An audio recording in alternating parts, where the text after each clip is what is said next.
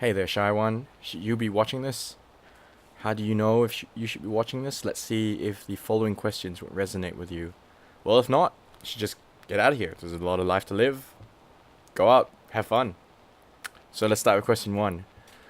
Do you spend your weekend nights at home surfing the net or watching TV even though you really, really want to go out? Or does your mind draw a blank when you're in a conversation with somebody? Do you really hate being in a social situation just because you find it so torturously awkward?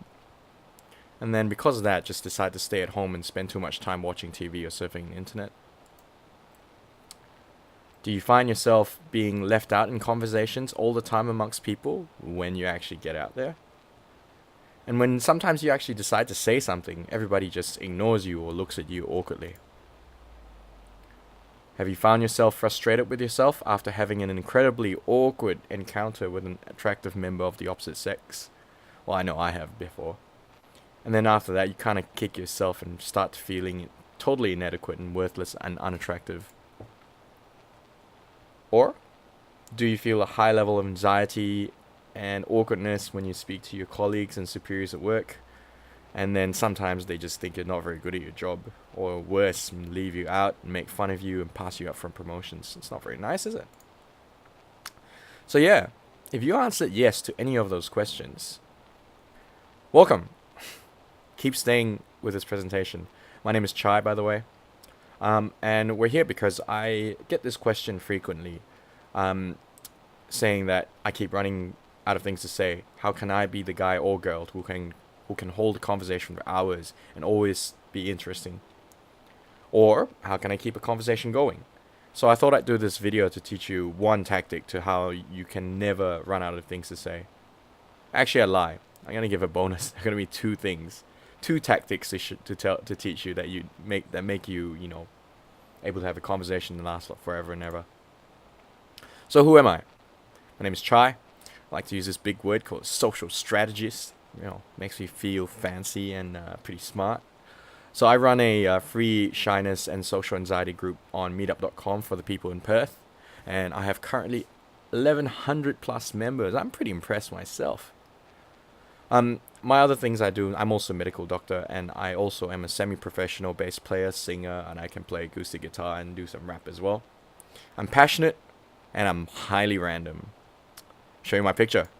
Hey, that's me. Yeah.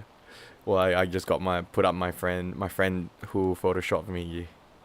Hilarious photo. Anyways, she's a joker. So why do I care? Because I used to be very, very shy and socially awkward.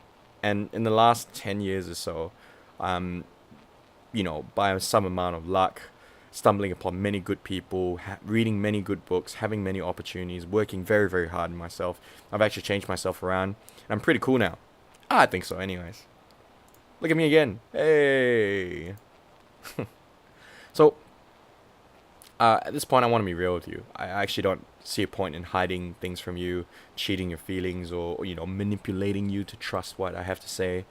So everything I say and I teach, I actually use on a day-to-day basis, and has worked very well for me.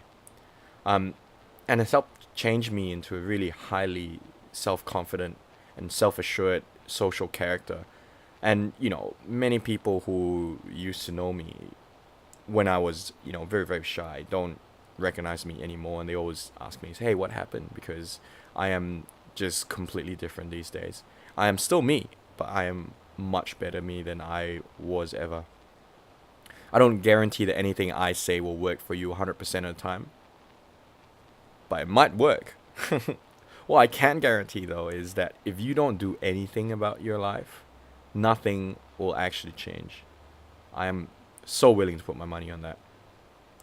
One of Wayne Gretzky's, he's a famous hockey player, and one of his famous sayings is that you miss 100% of the shots you don't take. It's been kind of going in my mind recently. So, look, this is a free video. Try it if you want.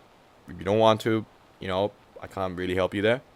And you don't actually have to tell anybody that you're trying these things out. In fact, don't if you feel shy about it. So going into things, not having anything to say is actually a symptom of a deeper problem. it's a bit of a complicated scenario, and it's not as simple as you think.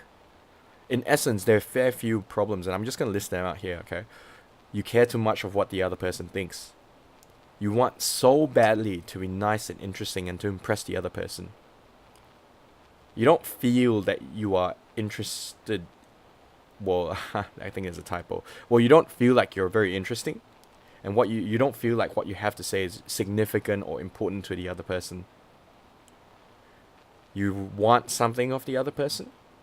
For example, if, it's your boss or it's a pretty girl that you want to, you know, see again, make them like you. You don't trust yourself. You can't relate to the people in front of you, or you feel very uncomfortable and awkward in yourself. Does that mean it's unsolvable?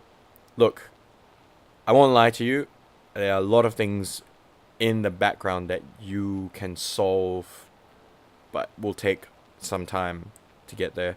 That will get rid of conversation issues. But in the short period of time that we have here, I'm going to just show you a few tactics that would at least help you out significantly.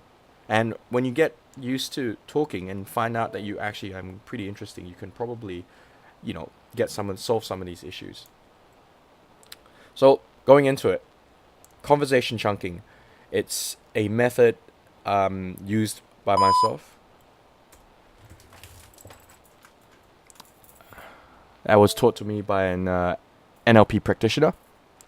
So I use it often when I get to points when I kind of have nothing left to say. And I use it automatically these days because it's quite internalized in me. I actually paid a fair bit of money for that whole NLP course, but hey, okay, I'll give it to you for free. No chip off my shoulder. And if you're wondering what that huge beep was, it's my other computer. The plug came out and so it was beeping because it was running out of power. So hey, sorry for that. I want to talk about normal conversation. Do you know what? Normal conversation is actually pretty strange. You think, we're logical people and so talk in a logical fashion. In fact, we write in a logical fashion. Why don't we talk in a logical fashion? But unfortunately, we don't. If you actually paid attention to what people say, like, just at a coffee shop, just sit around and eavesdrop, you find that even though the conversations are linked by ideas, they don't flow in a very logical sense. So, for example, right? I say, oh, hey, man, I just had the best breakfast at XYZ Cafe. The eggs had maple syrup in them, and it was so soggy and wet. And then you go like, wow, that's so cool. The last time I had maple syrup was in Canada. And then I go, yeah, I've been to Canada. It's super cold, man. Even though it's like -20 most of the year round, they have gardens. What weird people. In those 3 lines of like conversation, which didn't sound particularly too abnormal, we've transcended 7 different subjects. 7 different subjects. I call them tangential because they just don't seem to be connected to each other. But I'm going to show you highlighted how they're actually connected. So looking at that again, oh, hey, man, I had the best breakfast. And then the eggs had maple syrup in them. That subject was in breakfast and food. And the you in this picture caught on to the word maple syrup. And then it reminded you of Canada because of maple syrup, fair enough. And then the next line I talked about Canada. And I talked about the gardens and the weird, called them strange. And in those 3 sentences, the 7 subjects, breakfast and food and Canada and travel and then weather, gardens and weird Canadians. Each keyword kind of caused the conversation to move forward because it reminded of the other person of another subject, and both of us kind of went on to that subject. How most conversations go stale. Conversations go stale, leaving both people with nothing to say because they stay on the same damn subject for too damn long. And I don't know about you, but I can relate to that so much. When I was not very good at talking to people still, I would think in a very logical manner. And so, if somebody would talk about one thing, for example, I don't know, glasses, for example, right? Spectacles. Instead of jumping from spectacles to other things. I continue to talk about spectacles and spectacles and spectacles, and eventually the stuff I know about spectacles and the stuff they know about spectacles kind of ran out, and then it goes stale, and then nobody kind of really knows what to say from there. Normal people and normal conversations are quite ADD, and like I said, the mistake we as shy people make, before I kind of learned stuff like this, is, to try and milk every little detail of the subject. We explore details, and that's because we're intelligent, which is fine. It's good for very academic, technical pursuits. Not very good for social conversation, unfortunately. People in a social setting, their goal is actually to relax and not to be too serious about things. If you kind of pull them into too serious thoughts, they kind of don't really want to talk to you. I mean, how much can you talk about spectacles? Can you, 45 minutes, an hour? Gosh, it's hard. So go along with it. When the conversation kind of jumps to the next subject, just follow along. Forget about the previous subject. Don't let it stick in your head. It does, I know. Just let it go. And sometimes, if you're lucky, if you're sitting with a good conversationalist, the person will do it for you. However, don't count on it. Most of the time, people are not that good at conversing. They're really not that good, and they've not learned these things. They might be better than you, but they're not that good. So you have to learn to lead the conversation. And guess what? Don't be scared. You can do it. Try it. Just try it. And then watch. So, 2 ways to conversation chunk is structured and keyword chunking. Alright? This is structured conversation chunking. Simply put, you have a topic. Start on a topic. There are only 3 ways you can go. You can go more general, you can go more specific, or you can go sideways, which is another thing that's similar.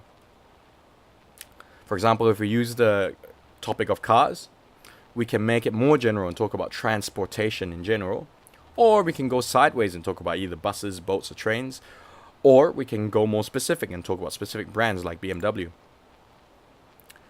Moving on, if let's say we decide to go more specific and go on a BMW, then we can go more general. We can go back either to cars, or we can go back to brand advertising corporations.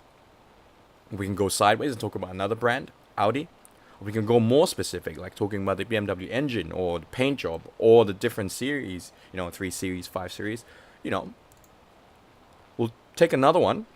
If, let's say, from cars, I decide to go more general and, go up to transportation, I could be more general, and I was really scratching my head to find something more general than transportation, and I was thinking about human evolution. Well, you could talk about random topics. Nobody cares, The reality is nobody really cares.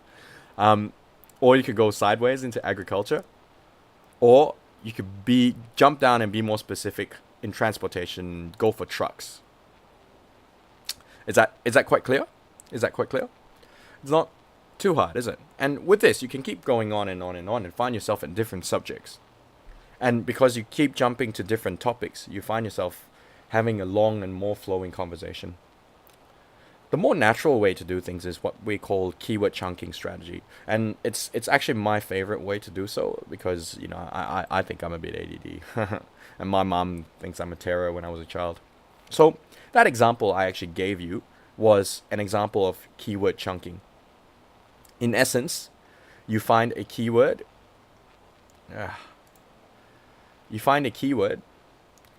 And then you hook onto that keyword.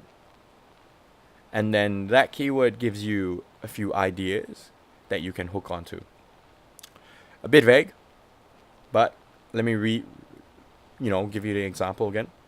For example, in here, I spoke about breakfast and I spoke about maple syrup. The other person can actually either hook onto maple syrup or breakfast, or they could even talk about eggs or being soggy and wet food, whatever it is. They're all keywords. If I decided to talk about breakfast, I could have talked about the other breakfast places, or breakfast in China, or breakfast in, France, wherever, But I chose maple syrup here. So we took maple syrup, and then I linked it to Canada. I could have linked it to pancakes as well. I could have linked it to sweet stuff. I could have linked it to desserts. You could link it to a whole bunch of stuff. And then once more, from Canada, I linked things to Canada being super cold, Canada being weird because even though it's super cold, they have gardens, and I called them weird. Another example, um, I'll read it out. Hey man, my buttocks kind of hurts. Is that normal after horse riding? And you go, yeah, the last time I was horse riding in Funbury, I hurt so much I couldn't walk properly for days. And I'm going, oh, I love Funbury. My friend's parents own a farm down there, Grandma. And the last time I visited, I got to do a cow pregnancy test. It was amazing. And you go, what's a cow pregnancy test? I mean, it's the way farmers and vets tell if a cow is pregnant or not.